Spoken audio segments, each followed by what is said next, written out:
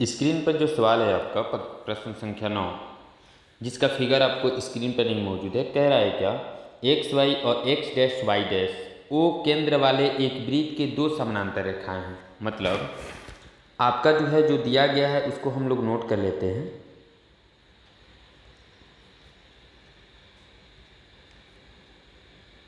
दिया गया है एक्स वाई समानांतर एक्स डैश वाई डैश।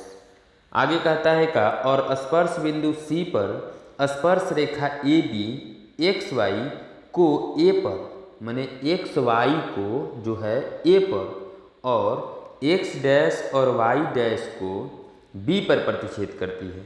तो सिद्ध करना है कोण ए ओ बी बराबर 90 डिग्री। ठीक है, तो हमारा क्या हो जाता है, सबसे पहली चीज़ है कि हम लोग लिखेंगे क्या कि एक आपका स्पर्श बिंदु P हो जाता है। स्पर्श बिंदु समानांतर तो है ही, आपको ऊपर लिख गया स्पर्श बिंदु वृत्त का P है, उसके बाद C है, उसके बाद Q है। तो चूंकि देखिए सबसे पहले हम इसको बनाने के लिए सबसे पहले यहाँ लिख देंगे, सिद्ध करना है क्या है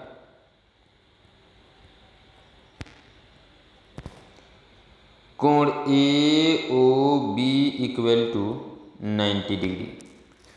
तो हम क्या करते हैं, सबसे पहले यहाँ से इसको जो है मिला देते हैं।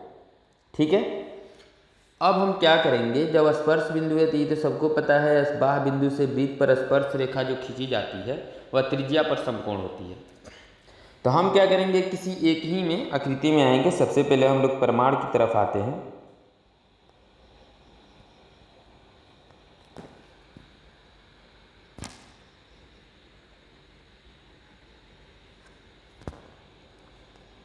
प्रमाण में, तो प्रमाण में आपका क्या कहता है कि सबसे पहले हम लोग क्या करते हैं, एक ये आकृति को और एक ये आकृति को हम लोग सबसे पहले सर्वांगसम करके और ये वाला कोण और ये वाला कोण सर्वांगसम बराबर कर लेते हैं। जब ये दोनों बराबर हो जाएगा तो 100% है कि ये वाला कोण भी और ये वाला कोण भी बराबर होगा। ठीक है, तो हम लोग क्या करते हैं, त्रिभुज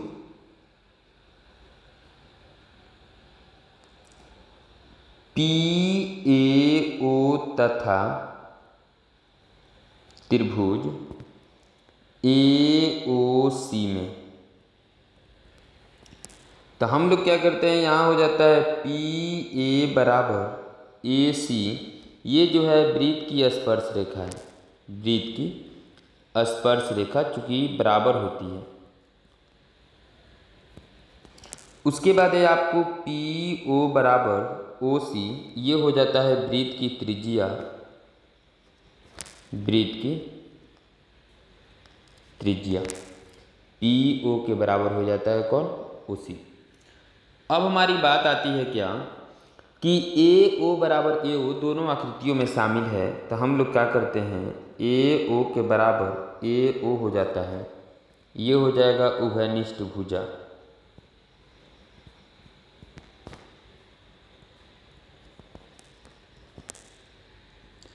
अब उसके बाद हम लोग आते हैं, जब इस सर्वांग सम हो गया लिखेंगे साइड साइड साइड,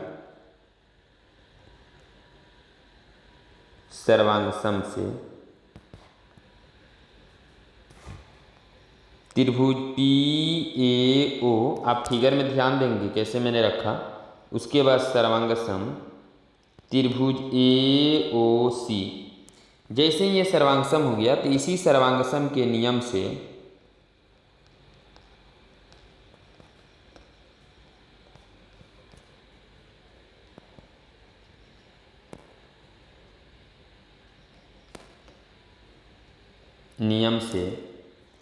हमारा हो जाता है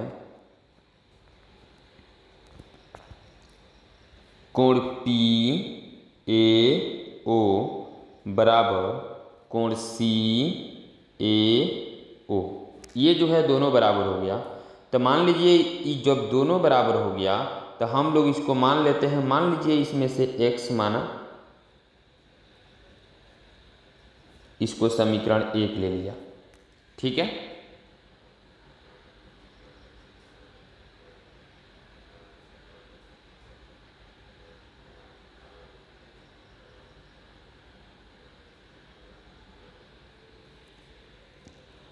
ठीक उपर्युक्त नियमानुसार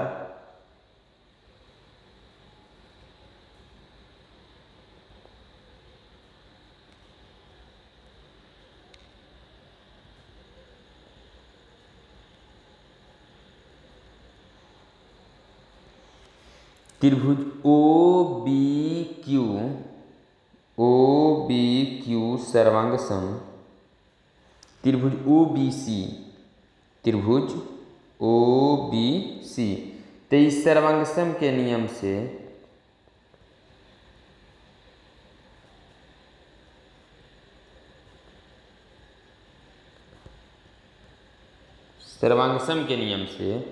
ये हो जाएगा कोण क्यू बी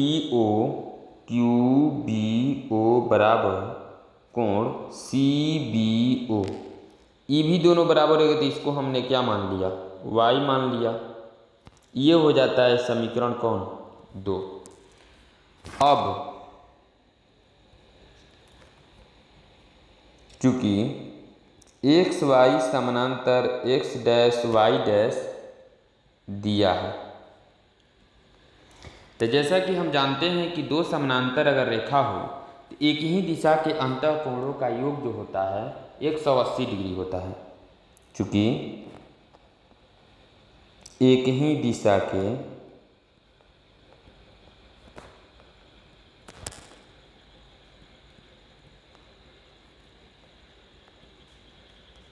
अंतःकोण का योग 180 डिग्री का होता है। इसलिए कोण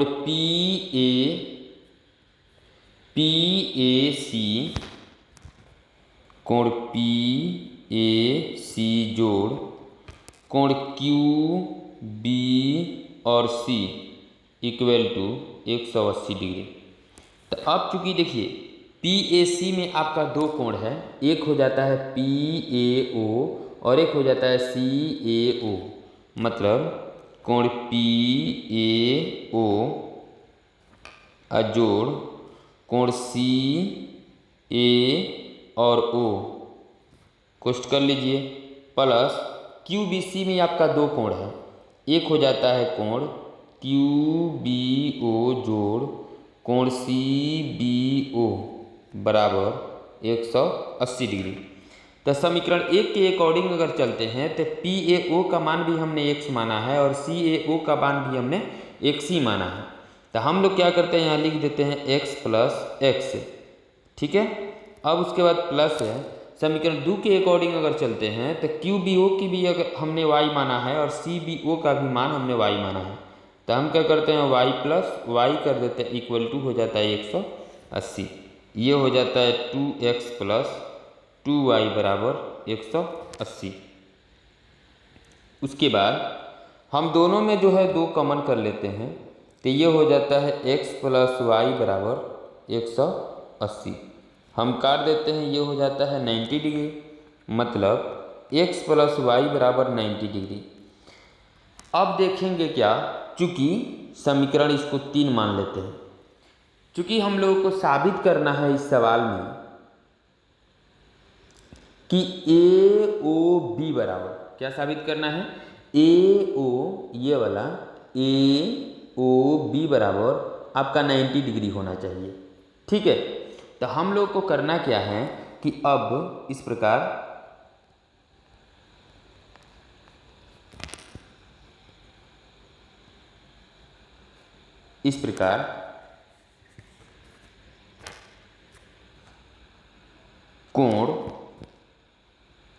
त्रिभुज AOB में आते हैं तो ये हो जाता है अंतःकोणों का योग 180 डिग्री होता है। तो कोण AOB जोड़